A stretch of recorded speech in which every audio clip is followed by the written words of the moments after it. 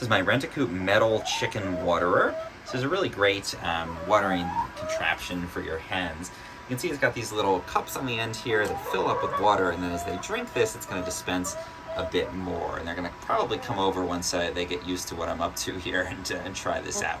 But the other nice thing with this, again, it's all metal, so it's really solid, and is going to hold up to chickens trying to roost on it and bumping into it and everything.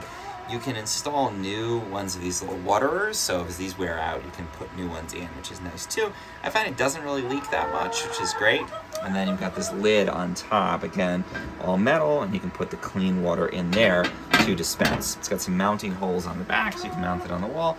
And then I'll move back a little bit and let them come in and demonstrate here for us in a sec.